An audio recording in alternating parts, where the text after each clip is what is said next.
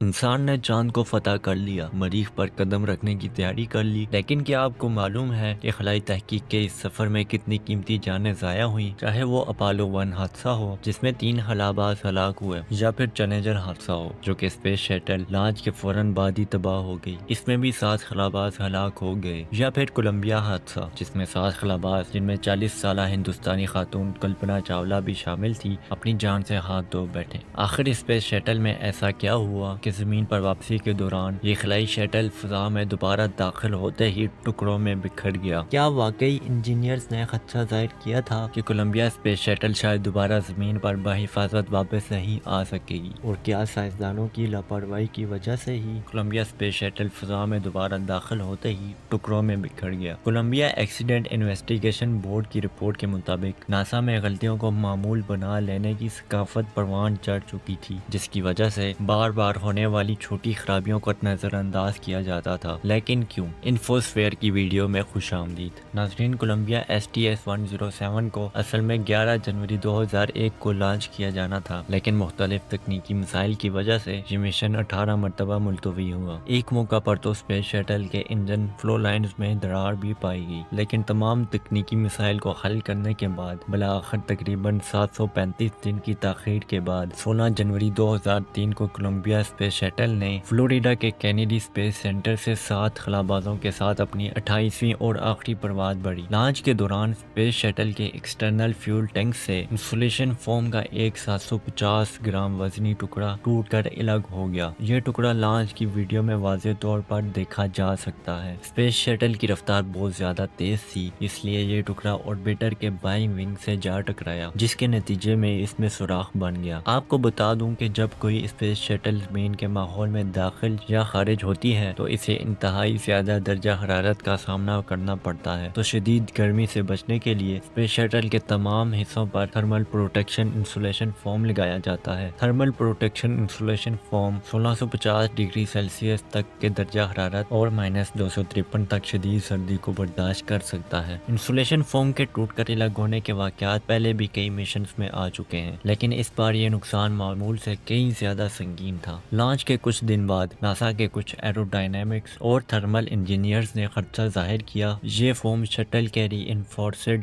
Carbon RCC panel کو نقصان پہنچا سکتا ہے، جو اسپیس شٹل کے سب سے زیادہ نازک حصے میں شمار ہوتے تھے۔ بوئنگ اور لاک ہیڈ مارٹن کے انجینئرز نے حساب لگا کر کہا کہ اگر ونگ میں واقعی نقصان ہوا ہے تو زمین پر واپسی کے دوران شدید ایرو ڈائنامک ہیٹنگ اس حصے کو تباہ کر سکتی ہے، اور لانچ انویسٹیگیشن ٹیم نے تجویز دی کہ فوجی اسپائی سیٹلائٹس یا زمینی ریڈار کی مدد سے شٹل کے ونگ کی تصاویر لی جائیں تاکہ نقصان کی نوعیت معلوم کی جا سکے۔ جب یہ خدشات ناسا کی مشن مینجمنٹ ٹیم تک پہنچے تو انہیں زیادہ سنجیدگی سے نہیں لیا گیا۔ ناسا کے کچھ سینئر حکام نے یہ موقف اپنایا کہ اس سے پہلے بھی کئی لانچوں میں ایسا ہوا تھا، لیکن شٹل کو کبھی بھی بڑا نقصان نہیں پہنچا۔ انہوں نے یہ بھی کہا کہ اگر شٹل واقعی نقصان زدہ ہے تو خلا میں اسے ٹھیک کرنے کا کوئی طریقہ نہیں، لہٰذا انجینئرز کو پریشان ہونے کی ضرورت نہیں، اور انہوں نے خلا بازوں کو بھی اس کے بارے میں کوئی اطلاع نہیں دی۔ ناسا کے DB کنڈیف اور وین ہیلن نے اپنی میٹنگ میں فوجی سیٹلائٹ سے ونگ کی امیجنگ کی درخواست کو رد کر دیا کیونکہ انہیں لگا کہ یہ ایک غیر ضروری اقدام ہے۔ ایک سینئر مینیجر لنڈا ہیملٹن نے کہا تھا ہم اس بارے میں کچھ نہیں کر سکتے، تو دیکھنے کی ضرورت ہی کیا ہے۔ بعد میں کولمبیا ایکسیڈنٹ انویسٹیگیشن بورڈ کی رپورٹ میں ناسا کی اس لاپرواہی کو ایک بڑی انتظامی ناکامی قرار دیا گیا۔ CAIB رپورٹ کے مطابق ناسا میں ایک غلطیوں کو معمول بنا لینے کی ثقافت پروان چڑھ چکی تھی، جس کی وجہ سے بار بار ہونے والی چھوٹی خرابیوں کو نظر انداز کر دیتے تھے۔ اگر فوجی سیٹلائٹ سے تصویر لی جاتی تو شاید کولمبیا کی تباہی سے پہلے ہی اس کی مرمت یا ہنگامی لینڈنگ کا کوئی منصوبہ بنایا جا سکتا تھا۔ 1 فروری 2003 کو کولمبیا اسپیس شٹل خلا میں 15 دن 22 گھنٹے 20 منٹ اور 32 سیکنڈ اور کروڑوں کلومیٹر سے زیادہ کا سفر طے کرنے کے بعد اب اس کا آخری مرحلہ زمین کے ماحول میں دوبارہ داخل ہونا تھا۔ 7:10 پر اسپیس شٹل زمین کے جیسے ہی ماحول میں داخل ہوئی، ونگ میں بنے سوراخ سے شدید گرم گیسز اندر داخل ہونے لگی۔ تھرمل سینسر نے انتہائی زیادہ درجہ حرارت ریکارڈ کرنا شروع کر دیا اور بالآخر اس نے کام کرنا بند کر دیا۔ 7:30 تک اسپیس شٹل کا اندرونی دباؤ غیر متوازن ہو چکا تھا اور غالباً تمام خلابات تک بے ہوش ہو چکے تھے۔ 7:45 پر کولمبیا اسپیس شٹل ٹکڑے ٹکڑے ہو کر امریکی ریاست ٹیکساس کے اوپر آگ کے گولے میں بدل گئی۔ نیچے زمین پر موجود لوگوں نے جو منظر دیکھا وہ انتہائی خوفناک تھا۔ آسمان میں ایک چمکتا ہوا گولا، دھواں، ٹکڑوں کی بارش اور زوردار آوازیں سنائی دے رہی تھی۔ یہ مشن جو اپنی کامیابی سے خلائی تاریخ میں ایک نیا باب لکھنے والا تھا، بدقسمتی سے ایک المناک یاد میں تبدیل ہو گیا۔ امید ہے کہ یہ ویڈیو آپ کو معلوماتی لگا ہوگا۔ ملتے ہیں اگلی ویڈیو میں، تب تک کے لیے خدا حافظ۔